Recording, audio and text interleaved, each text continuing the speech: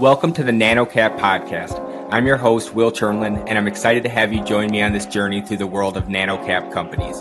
For the past decade, I've talked to thousands of business owners across various industries. It's been an enlightening experience revealing the vast tapestries of entrepreneurship and innovation that thrives beneath the surface of mainstream media coverage. Each week, I will interview different leaders of nano-cap publicly traded companies to learn about their history, what they do now, and their future. As a reminder, none of this information is financial advice, and it is all for entertainment purposes only. Let's start this week's episode. Hi, everyone. Today we have Paul Romness, CEO of OSTherapies, stock ticker OSTX. OSTherapies is a clinical stage cancer immune therapy company that is developing new treatments for osteosarcoma and other solid tumors. Paul, thanks for coming on the show. Thank you so much, Will. So, Paul, I usually start with people kind of LinkedIn and their background a little bit. So, can you tell me just a bit more about your life before becoming the CEO? Sure. I've been in the biotech and pharma industry my entire career. I was at Johnson & Johnson for many years, which is kind of cool because we're now headquartered at the J Labs in Lower Manhattan, like you and I were just talking about. And then Amgen, and then Boehringer Ingelheim. And didn't really think I was going to be starting a biotech company. But then my daughter's best friend got this very rare, very deadly bone disease. And so we started the company. We in-licensed the technology. We did a clinical trial. More importantly, Olivia's doing well. And a third of the patients that did our trial are doing really well, compared to not very good results generally for osteosarcoma. And so do you just explain to the audience a little bit more what is osteosarcoma and how it not only affects children, but also your pets? Sure. It's considered the most aggressive, toughest to treat cancer, solid tumor cancers. And what happens is at puberty or in dogs later in life when their immune system starts to weaken, there's a miscalculation in the bone. With teenagers, it usually happens in teenagers, and it usually happens in these long bones, either your distal femur, proximal tibia, proximal humerus, and there's just a miscalculation, and the bone starts to multiply. Then there are these little micrometastases that break off from that, and even after the chemo and radiation that these kids have done for 7 to 9 months, they're looking for oxygen in soft tissue. So that's why, not just with osteosarcoma, other solid tumors, breast cancer, when it metastasizes to the lung and brain because it's the huge source of oxygen and soft tissue for those little cancer seeds to land in. And so tell me a bit more about just like what OSTherapies does. What was the insight or breakthrough you had that, hey, I think we can stop this or reverse this? And what was kind of the novel breakthrough? Yeah, so there are only about 1,000 kids a year that get osteosarcoma a year. There are 30 to 40,000 dogs in the United States that get osteosarcoma. The University of Pennsylvania, Dr. Nicole Mason was doing this really interesting trial with our therapeutic. And she treated 18 dogs with osteosarcoma. The results of that phase 1 trial were so good that the USDA gave her conditional approval for that. We started OSTherapies when we heard about this technology, and we in-licensed it from another company that had in-licensed it from Penn. We very recently just took over that platform, the entire platform technology, and so we will be contracting directly with Penn. Couple cool things about that is if this works in osteosarcoma, it should work in other solid tumors. So you hear a lot about breast cancer and that we're doing better with breast cancer these days. That's true, but there's still a lot of people dying of breast cancer every year. And that's because the treatment that they're using, it's called a checkpoint inhibitor, keeps the cancer down. It's trastuzumab or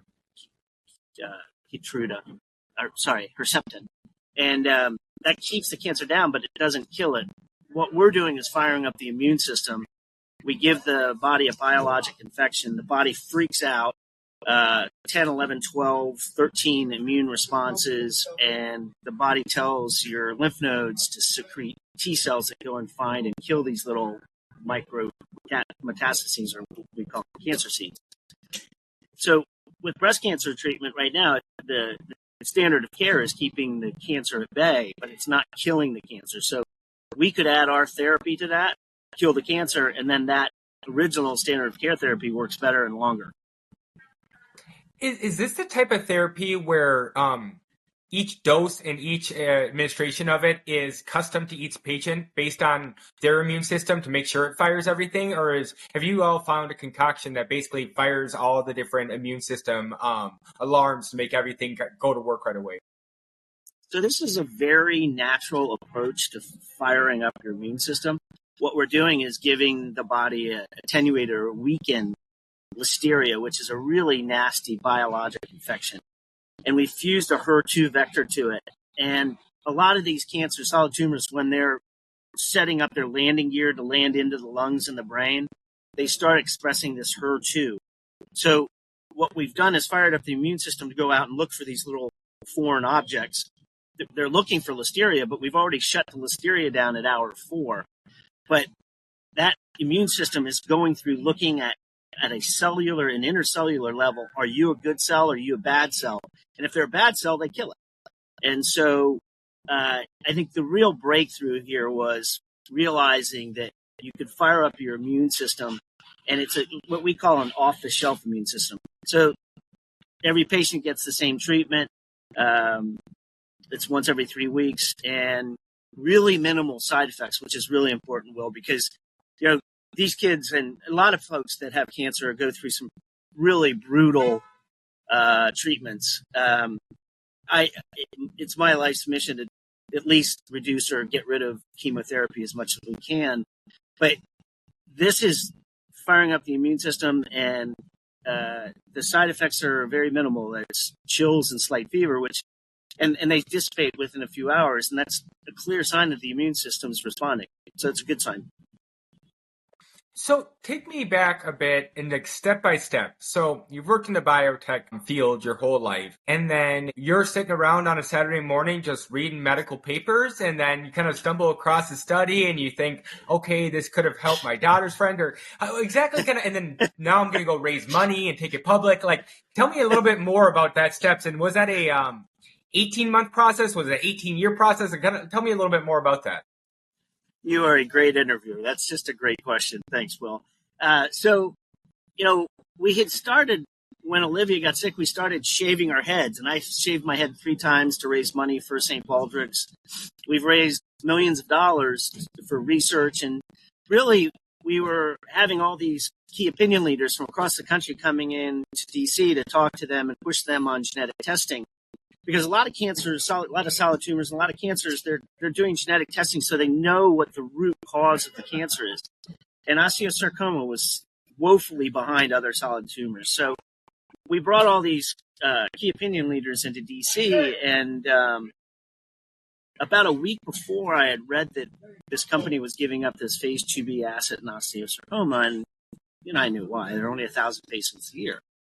But when I went to the meeting, Dr. Richard Gerlach from MD Anderson put up a slide of the most promising new technologies, and there's our future technology. And so that was sign number 1, that was going in the right direction. The next day, I emailed 8 of them, said, hey, we're going to start this company. We're going to in-license that technology. Will you be on our scientific advisory board? Every single one of them responded to my email that day. These are the busiest people in the world. I dare you to try and get a response from 8 people, 8 of your best friends in one day with an email. So that was check number 2, and that was the beginning of our scientific advisory board. And all of those people have been very helpful. The cool thing about, if you can say it, but the cool thing about the osteosarcoma community is luckily it's not that common. It's rare, but the community is very tight. So whether it's patients, their parents, clinicians, we're all very well connected. And that's been a real mission of originally our nonprofit, our OS Collaborative. But now with OSTherapies, I think we're I think we have a chance of having a new therapy possibly by the end of the year. That's very cool. And it seems like it's kind of the genesis story of most great businesses, is that the story is so good that all the greatest people in the field want to join you regardless kind of what they're doing, drop what they're doing, email you back immediately and saying, yep, this is definitely a solution we need. You kind of mentioned earlier about how there's different things that may be positive side effects, like going after breast cancer and stuff that you haven't fully been able to kind of test out. How do you balance that as a biotech CEO of the kind of shiny object syndrome that you might have found some cure to who knows how many different illnesses, equal to like the GLP-1 companies right now, where they're finding all these different things they can do. But at the same time, you need to focus on your core kind of customer segment and help as many people as possible. How do you balance all that? So our primary mission is getting a new treatment for osteosarcoma out, and that is number one priority. Patients come first. That's something I learned at Johnson & Johnson. The other indications will come after we have gotten approval from the FDA. One of the reasons is because financially it can help us significantly. If we do get approval from the FDA, we get what's called a priority review voucher. And those values of those priority review vouchers, and what it is we can sell, if we get approval, we can sell this voucher to Big Pharma. They use it to cut in line by 4 months at the FDA. The current value for those vouchers right now is about $150 million. So that could help us with commercialization, not only osteosarcoma, but other solid tumors, do a phase 3 trial in either breast cancer or a bundled trial in other HER2 expressing cancers. And then either commercialize the human osteosarcoma ourselves or out-license it, at least ex-US. And then there's the canine osteosarcoma, which, we'd like to partner with, but if we have to, we'll commercialize it ourselves. And that's the number one leading disease killer of big dogs after automobiles. So really some big opportunities. But, we stay focused on osteosarcoma. Interestingly, Will, when we started the company, we were a one-hit wonder. If osteosarcoma didn't work, we didn't have any other cancers to pivot to. Now that it seems like osteosarcoma, our therapy is working, we can now pivot to other solid tumors. We can pivot to the canine indication. But we also have another platform technology that's super hot. It's called an antibody drug conjugate, and that's further back in the pipeline. And that will help, if we get approval for osteosarcoma with the HER2, we'll use some of the funds for that to develop the ADC business as well. Okay, yeah, because that's the one thing I kind of always wonder about, kind of more these like orphan type drugs where your total addressable market is 1,000 patients. I get why all the leading doctors would want to be on your team because they're in it just to help as many people. But like at the same time, when you have such a defined total addressable market, how do you sell to the general stock market that like, hey, this could be huge? And so would PET be licensing out the PET or doing it internally? Is that kind of the next mini step? Or like, how do you sell the 20-year plan to someone who says they want to invest in your company today? 7-year financials have us at 1.8 to 2. So, oh, wow. Pivoting off of osteosarcoma, but just osteosarcoma could be a $500 million business for us because, it's rare pediatric oncology. Those products are expensive and, it's cost a lot of money. It's cost well over $250 million, not by us, by other companies before us that in University of Pennsylvania that have developed this technology. We've done all of what we've done for about $30 million. So we are very efficient, yet we have a huge potential impact with not only osteosarcoma, but the other indications. And you mentioned the relationship with Penn and how you kind of inherited it from Penn University. Are they still working on this and kind of update you on their own trials? Or have they totally handed it over to you? Or how does something like that work? So it's a typical licensing agreement where they out-license it to us. We pay some upfront milestones and royalties. And, Penn has been a great partner. Dr. Yvonne Patterson, who invented this technology at Penn, and Dr. Nicola Mason, who's the veterinarian who did the clinical trials, are just fantastic people. They're just, the entire Penn system has been very supportive of what we're trying to do. They want what we want, right? They want a new treatment for at least osteosarcoma. And just think if we could affect other solid tumors and possibly remove or reduce the amount of chemotherapy that patients are getting. And then our other technology, the ADC technology, if patients are going to continue to get chemotherapy, what we're doing is wrapping our payloads, and an ADC is basically a cruise missile with cluster bombs attached to it. You can direct it directly to a specific cancer. What we're doing is covering our payloads with silicone. And if you know the industrial uses of silicone, waterproof and all that, it doesn't get broken down by protein or liquids. It gets broken down by pH. Turns out cancer has a low pH level. And we can dial in the pH level for which that silicone kind of erodes off the payload and falls off the ADC because the linker dissolves as well. If you think about chemo, it's moving through the body, hitting parts of your body, and there's serious, toxic effects. And by covering that payload with silicone, we're keeping it inert until it gets into the cancer environment. So if you are going to get chemo, we'd prefer that you get one that's safer. Yeah. And so as you mentioned, kind of the material science part of your company too, with making sure that the silicone dissolves at the right pH level. For a company of your size, how is the team assembled? What's that work chart even look like? Is it mostly people researching in the lab, then one marketing person, a CFO, and you? Or is it a whole go-to-market strategy that you're trying to figure out? Or at this exact point, how's the team assembled? So both of our technologies were developed at first-class places, Penn and Scripps, and a lot of the technology has been done. It's the manufacturing that we're doing through a contract manufacturer. It's contract. We use a lot of vendors. Our chief medical and scientific officer was one of the founding scientists. He was at the company we in-licensed from originally, and he was so excited with what we were doing, and he had the same level of passion that we all have, that he came over and joined us a few years ago. The ADC technology, we have one of the founding scientists for that technology on our team as well. We've got a chief business officer who's very well in tune with Wall Street and financing. So I don't know if you know, Will, but we went public on August 1st. We did a PIPE in January, and both of those were funded 90% by internal or original investors from the cap table.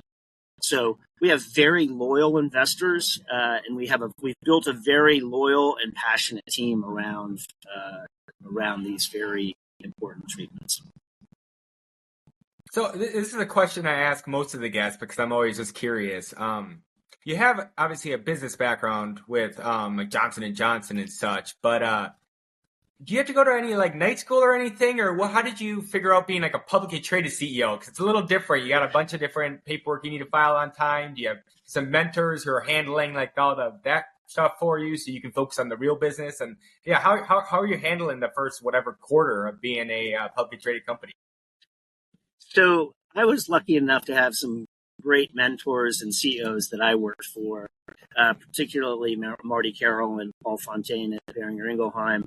And some of the great leadership at both J&J and Amgen. So serving every function in a major biotech or pharma company certainly prepared me. The ADC technology we licensed in was from a company called Blink Bio, and our very recent former executive chairman, Dr. Colin Goddard, he was a great mentor to me, especially as we went public. He sold his company OSI to Asai for I think $4.2 billion. So I've had some great mentors, and the regulatory stuff, the filings, we have a great legal team, and then we have a great finance team as well. But we also have really good, very loyal investors who have been there for us, and they not only believe in the mission, but they know that we're very good stewards of their money, and we've been very fiscally responsible, and we've delivered on what we said we'd deliver. Usually took a little longer and a little more money, but that's how it works, right? Yeah, well, no, 100%. And then I got some just quick questions kind of here at the end as we wrap up. First is just, what is the deal with the structure of children's bones to old dog bones that make it similar? It's interesting. The genetic mapping of both osteosarcoma in kids, in humans, and in dogs is almost identical. And that's why we are so excited that it looks like our therapy is working, at least for a third of the patients. That was about the same statistics with the canines. Dogs present just like humans. They can present in the long bones. And then after resection, if they do recur, which is what we're trying to prevent, they recur in the lungs usually, and then possibly the brain. And so, our four-legged friends have been a real leader in this. Most drugs get approved for humans first, and then the indication gets extended to canines or to companion animals, cats and dogs. In this case, the dogs got it first. We're trying to get that back on the market with conditional USDA approval for canines. But we really are excited, and we think that the FDA is going to be there to get this approved by the end of the year. If you do get approved in, like, say, dogs first, do you get to skip, like, the animal trial when you're doing the human one, since you've already proven it's, like, safe and effective? Or does it give you any sort of heads up that you get to move that much quicker, or is it just, you still have to start from scratch? No, it's a proof of concept for the FDA, so they feel more comfortable, I think, knowing that we've are on the market or have been conditionally approved by the USDA. But the animal testing that we would normally do for humans has already been done. That was done years ago. So, the phase 2B trial we just completed, we believe is a registration trial. And when we go to the FDA, trust me, I'll be back to let you know how that meeting went. Awesome. Sounds good. So if people want to learn a little bit more about you, a little bit more about OS Therapies and how you help people, where should I send my audience? Just to OSTherapies.com. And, we're pretty well covered on LinkedIn and some of the social media. We try to communicate, even over communicate. If you talk to my cap table before we went public, we really, really try to over communicate. I don't think there's usually been a problem with that when you have a small company and a startup company. But I think that's served our investors and the company well over the last few years, and we'll continue to do that. Awesome. Sounds good. And for those of you still listening, please remember to subscribe and review. Thanks. Thanks, Will. This podcast is for informational purposes only and does not provide financial, legal, or any other advice. The information is not investment advice or any offer to buy or sell any securities or to make any investment. The views expressed by the guests are their own, and any reference to third-party products, services, or information does not constitute an endorsement therefore by NanoCap Podcast or its affiliates. The NanoCap Podcast express disclaims all liability for any individual's use of the information presented